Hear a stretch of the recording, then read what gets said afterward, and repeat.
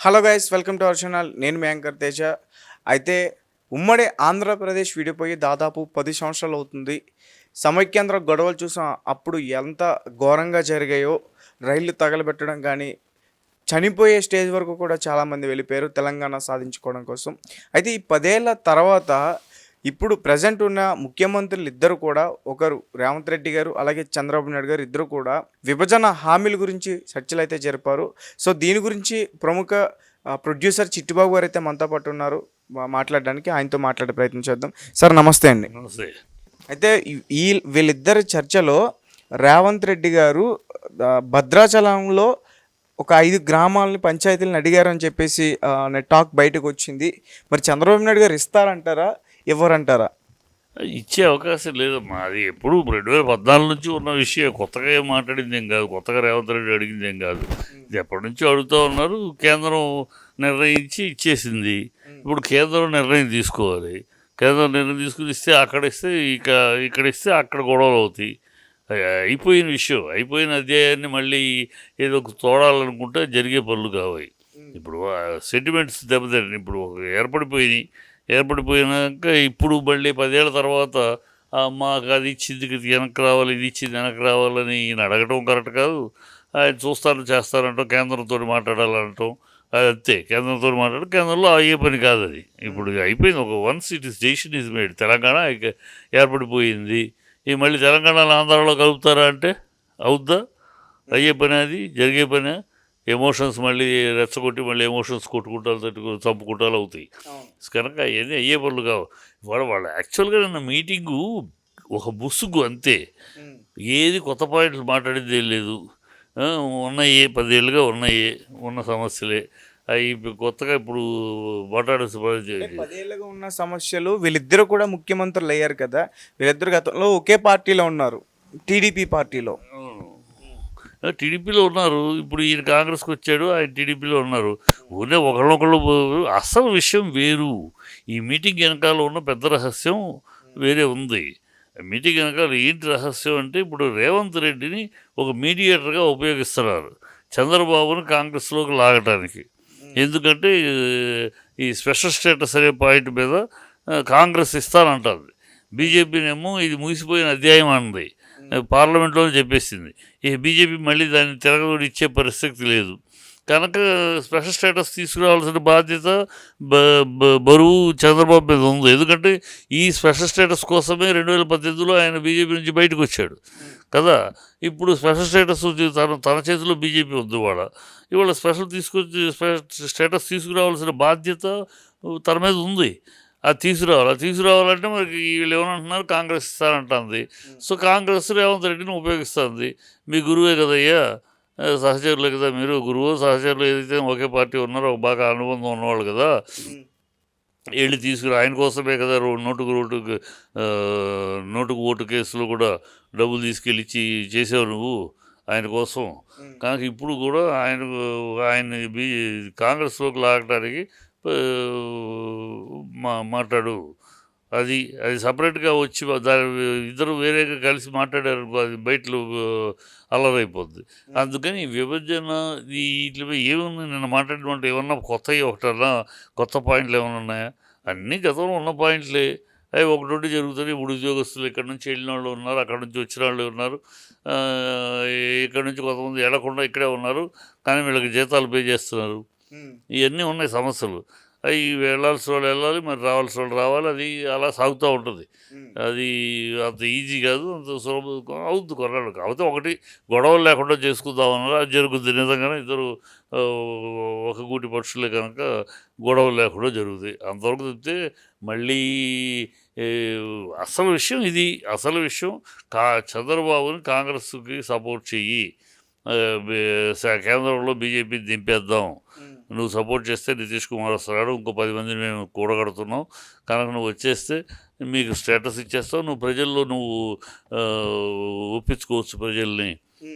Special status కోసం, రాష్ట్రం కోసం నేను బీజేపీతో విడిపోయాను. 2018లోనే అందుకే విడిపోయాను, ఇవాళ అందుకే విడిపోతున్నాను అని చెప్పి రాష్ట్రం కోసం, రాష్ట్ర ప్రయోజనాల కోసం అని చెప్పేయచ్చు. మీరు రండి అని. అది బాహాటంగా కాకుండా లోపాయికారిగా జరుగుతుంది. అందుకే ఇన్ని మీడియేటర్గా వాడుతున్నారు రేవంత్ రెడ్డి. అంతకన్నా ఇంకేం కాదు ఈ మీటింగ్ విషయం. హైదరాబాద్లో అప్పుడు విభజన హామీలో కొన్ని భవనాలను కూడా కేటాయించారు. వాటి గురించి కూడా చంద్రబాబు నాయుడు గారు అడిగారు. అయినా రేవంత్ రెడ్డి గారు వాటిని తిరస్కరించారు అనే వార్త కూడా వచ్చింది సార్. తిరస్కరించటం ఉండదమ్మా, సమర్థించుకుంటూ ఉంటుంది. కానీ ఇప్పుడు వీళ్ళిద్దరి మధ్య తిరస్కరించుకుంటాలు ఉండవు, అంగీకారాలు రెండు ఉండవు. అంగీకారాలు ఉండవు, తిరస్కారాలు ఉండవు. మరి ఇంకెందుకు సార్ సమావేశం? అదే చెప్తాను కదా, అసలు ఈ సమావేశం పేరు ఎందుకంటే వెనకాల విషయం వేరు. అలా కలవలేరు కదా కాంగ్రెస్లోకి. రాజకీయ ప్రయోజనాల కోసం సమావేశం అనేది. రాజకీయ ప్రయోజనాల కోసం చంద్రబాబుని ఈ స్పెషల్ స్టేటస్ అనే పేరు చెప్పి కాంగ్రెస్లోకి లాగటానికి, కాంగ్రెస్కు మద్దతు చేయడానికి, పలికించడానికి చేస్తున్న ప్రయోజనం. అక్కడ నితీష్ కుమార్ని డిప్యూటీ ప్రైమ్ మినిస్టర్ ఇస్తామని అతన్ని ఆశ చూపి అతను లాగుతానికి, ఇతన్ని స్పెషల్ స్టేటస్ చూపించి ఇతను లాగటానికి వాళ్ళ ప్రయత్నం వాళ్ళు చేస్తున్నారు. ఆ ప్రయత్నంలో భాగమే రేవంత్ రెడ్డిని ఉపయోగిస్తున్నారు.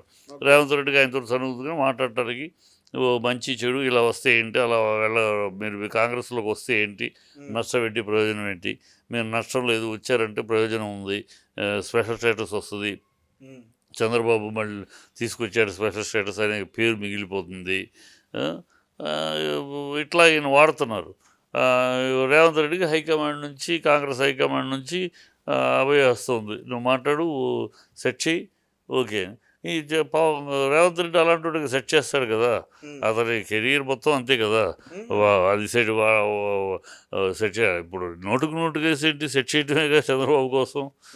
అది సెట్ చేస్తా ఉంటాడు. సెట్ చేసే సీఎం అయ్యాడు, సెట్టింగ్ సీఎంఏ కదా. లేదా కాంగ్రెస్లో ఎంతమంది లీడర్స్. ఓటుకు నోటు కేసు విషయంలో రేవంత్ రెడ్డి గారు ఎక్కడైనా భయపడుతున్నారా?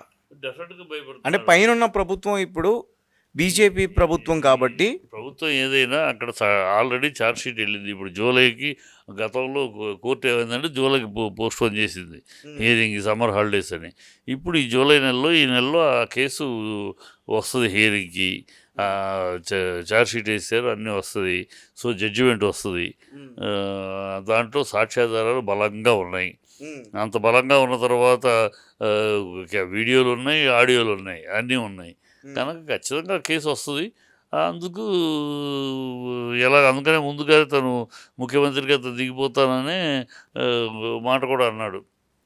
వెంకటరెడ్డి నాతోటి సమానమైన అర్హత ఉన్నవాడు, ఆయన ముఖ్యమంత్రి అయ్యే హోదా ఉందని. సో నేను దిగిపోతాను, రాబోయే ముఖ్యమంత్రి వెంకటరెడ్డి అని కూడా సూచాయిగా చెప్పేశాడు. రెండో కృష్ణుడు రెడ్డి అని కూడా చెప్పేశాడు. డైరెక్ట్గా చెప్పడానికి నాతోటి సమానంగా ముఖ్యమంత్రి అయ్యే అర్హత కోమటిరెడ్డి గారికి ఉంది అని అంటంలోనే అర్థమైపోయింది. అంటే నెక్స్ట్ అతను ముఖ్యమంత్రి. సో ఈ ఓటుకు కేసులో భయాందోళనలతో ఆ మాట అన్నాడు. పైన హైకమాండ్ కూడా రెండో కృష్ణుని రెడీ చేస్తుంది. కాంగ్రెస్ అంతే కదా, రెండో కృష్ణుని రెడీ చేస్తుంది. ఎందుకంటే వాళ్ళకి డబ్బులు సంచులు అందజేసే దాంట్లో మేటి కోమటిరెడ్డి. కోమటిరెడ్డి సంచులు అందజేసినట్టు రేవంత్ రెడ్డి చేయలేడు. ఎందుకంటే రేవంత్ రెడ్డికి ఇండస్ట్రీస్ తోటి అంత సన్నిహితం లేదు. ఎందుకంటే ఇంతకుముందు మంత్రి కూడా చేయలేదు కదా. ఈయన కోమటిరెడ్డి మంత్రిగా చేశాడు, చాలా సీనియర్, తన ఇండస్ట్రియలిస్టు. సో పెద్ద పెద్ద ఇండస్ట్రీలతో కాంట్రాక్టులు ఉన్నాయి. సో సంచులు ఏర్పాటు చేసి అందించగలడు కనుక అతన్ని రెండో కృష్ణుడిగా రెడీ చేస్తారు. కాంగ్రెస్ ఆచారం అది, అంతే. Okay sir. అలాగే ఇప్పటికే మనం చూస్తున్నాం, అంటే ఈడీ దాడులు చేసి ఒక రకంగా కవిత గారిని అరెస్ట్ చేశారు లిక్కర్ స్కామ్లో. కేజ్రీవాల్ లాంటి ముఖ్యమంత్రిని అరెస్ట్ చేశారు. అంటే ఒక రకంగా రేవంత్ రెడ్డి గారిని కూడా ఇదే విధంగా పట్టు బిగించి అరెస్ట్ చేసే అవకాశం ఉంటుంది అనుకోవచ్చు అంటారా? అనుకోవచ్చు. చట్టం ఇక్కడ బీజేపీ ఉందాం కూడా, అంటే బీజేపీ ఉంటే జడ్జిలు చట్టాన్ని చేతిలో పెట్టుకుంటారా ఏంటి? అదే ఉంటుంది కదా. కేజ్రీవాల్ని అరెస్ట్ చేయగలిగింది, ఛత్తీస్గఢ్ సీఎంని అరెస్ట్ చేయగలిగింది. గతంలో జయలలిత, లాలూ ప్రసాద్ యాదవ్లు, కరుణానిధి గారు వీళ్ళందరూ అరెస్ట్ అవ్వాలా ముఖ్యమంత్రిగా ఉండి? అది పెద్ద విషయం కాదు. ముఖ్యమంత్రులైనా సామాన్యుడైనా చట్టం ముందు ఒకటే. ఖచ్చితంగా చట్టం దాని పని చేసుకుపోతుంది. రేపు ఈ నోటు కేసులో సాక్ష్యాలు గట్టిగా ఉన్నాయి, ఏవి ప్రూవ్ చేయలేని పరిస్థితి కదా, అన్నీ ప్రూవ్డ్గా ఉన్నాయి కనుక ఖచ్చితంగా భయాందోళనలో ఉంటాడు. రేపు ఏమొద్దు కప్పుకొని అరెస్ట్ వారెంట్ అయితే వెళ్ళాలి తప్పదు. 15 రోజులు 20 రోజులు నెల రోజులు ఉంటాడు. తర్వాత బెయిల్ తీసుకుని వస్తాడు. ఈ లోపల మరి ముఖ్యమంత్రిగా రిజైన్ చేయటం, ఇంకో ముఖ్యమంత్రి ఏర్పడటం. అందుకనే 15 ఆగస్టు అంటున్నాడు ఆయన. ఇవన్నీ 15 ఆగస్టు చేస్తానని. 15 ఆగస్టులోపు ఉంటే ఉంటారో ఉండడో తెలియదు. అందుకని 15 ఆగస్టు అని డేట్ చెప్తున్నాడు మా రుణమాఫీలకి. అది సార్. అలాగే చంద్రబాబు నాయుడు గారు ఈరోజు హైదరాబాద్ రావడం జరిగింది. ఎన్టీఆర్ భవన్లో ఆయన ప్రసంగించినప్పుడు మళ్ళీ ఇక్కడ 2028లో టీడీపీ ఇక్కడ పోటీ చేస్తుంది అని మాట్లాడారు ఆయన. అంటే టీడీపీకి అంత వేవ్ వచ్చిందా? ఫుల్ వేవ్ వచ్చిందా? పోటీ చేస్తారంటానికి గెలుస్తారంటానికి తేడా ఉంది. పోటీ చేస్తారంటున్నాడు ఆయన. పోటీ చేస్తే తప్పు చేసే పార్టీ రీజనల్ పార్టీ అది హైదరాబాద్లో కూడా ఉంది కదా టీడీపీ పార్టీ. క్యాడర్ ఉంది టీడీపీకి. క్యాడర్ ఉంది. ఆ క్యాడర్ ఇప్పుడు చల్లా చెదురైపోయింది. ఇప్పుడు వాళ్ళ పాయింట్ అంటే ఇప్పుడు ఏదో వ్యాక్యూమ్ ఉంది. బీఆర్ఎస్ చాలామంది నాయకులు బయటకు వస్తున్నారు. అందరూ కాంగ్రెస్లోకి వెళ్ళలేరు. సో కాంగ్రెస్కి వెళ్ళలేని వాళ్ళని మనం డోర్ తెరిస్తే మన దగ్గరికి వస్తారు అని ఆశ. సో మళ్ళీ పార్టీ పునర్నిర్మాణం చేద్దామని. తప్పేముంది, పునర్నిర్మాణం చేసుకుందాం అనే ఆలోచనలో పోటీ చేస్తానంటారు. పోటీ చేస్తే పోటీ చేయొచ్చు, ఏముంది, పోటీ చేస్తానికి ఏముంది, గెలుస్తాము అనే పాయింట్ వేరును పోటీ చేస్తాడు. పోటీ చేసి ఎవరితోటి చేతులు కలుపుతాడు? కాంగ్రెస్ తోటి చేతులు కలుపుతాడా, లేకపోతే ఎవరితోటి బీజేపీతో చేతులు కలుపుతాడా? ఇప్పుడు ఆంధ్రాలో బీజేపీతో చేతులు కలిపే కదా ఉంది. సో మళ్ళీ ఇక్కడ కూడా అలాగే బీజేపీతో చేతులు కలిపి పవన్ కళ్యాణ్ తను ముగ్గురు కలిసి ఒక ప్రత్యామ్నాయంగా వస్తారా? ఉన్నాయి. వ్యాక్యూమ్ రాజకీయాల్లో ఆ పరిస్థితులు బట్టి ఏ పార్టీకి ఆ పార్టీ వ్యూహాలు వేసుకుంటుంది. ఆ వ్యూహంలో ఒక భాగం. దాన్ని పెద్ద పట్టించుకోవాల్సిన అవసరం లేదు.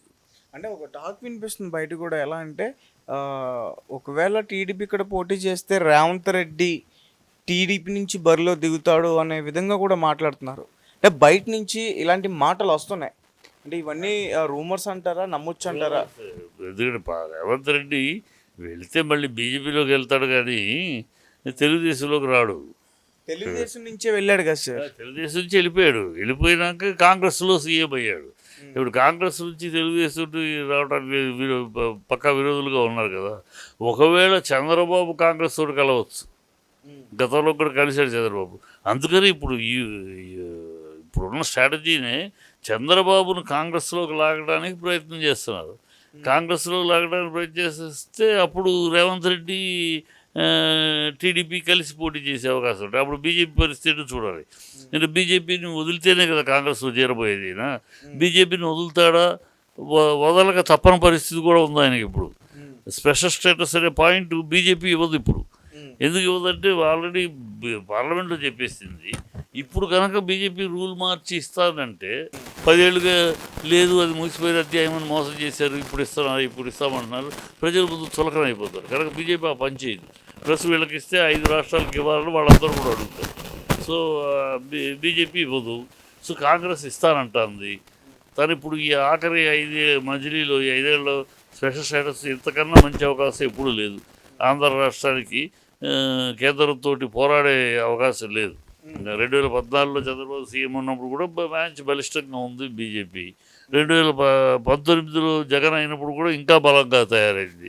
సో అక్కడ పోరాటానికి గొడవ చేయడానికి అవకాశం లేదు. ఇప్పుడు బీజేపీ కేంద్ర ప్రభుత్వం అనేది నితీష్ కుమార్ చంద్రబాబు మీద ఆధారపడి ఉంది. సో ఇప్పుడు అవకాశం, ఈ అవకాశం కనుక వదులుకుంటే మళ్ళీ మరి ఎప్పుడు రాదు స్పెషల్ స్టేటస్. ఈ అవకాశం అందుకని చంద్రబాబు ఈ అవకాశం వదులుకోడు. ఎందుకంటే ఇంత స్పెషల్ స్టేటస్ సాధించే అవకాశం వచ్చినాక వదిలిపెట్టాడు అనుకో, ప్రజల ముందు ఈ స్పెషల్ స్టేటస్ కోసమే కదా 2014 నుంచి ఆంధ్ర ప్రజలు అడుగుతున్నారు. ఇవాళ లేదు అవకాశం లేదు, మీరు 2018లో అది ఇవ్వలేదనే వాళ్ళు వదిలేశారు. ఇప్పుడు ఇచ్చి లాక్కునే అవకాశం ఉంటే ఇప్పుడు ఎలా వదిలిపెడతారు? లాక్కురండి అంటారు. లాక్కురండి ప్రజలు ఉంది, ప్రజలు ఇది సాధిస్తాడని ఉంది. సో సాధించాలంటే కాంగ్రెస్లో చేరాలి ఆయన. అది కాంగ్రెస్లో చేరడానికి ప్రిపరేషన్ చేస్తున్నారు. ఇవన్నీ ఈ మీటింగ్లన్నీ కూడా రేవంత్ రెడ్డి చంద్రబాబు మీటింగ్ అంతా దానికి పునాది. చంద్రబాబు బీజేపీని పక్కన పెట్టి కాంగ్రెస్లో చేరడానికి వేస్తున్న పునాదులు అంతే.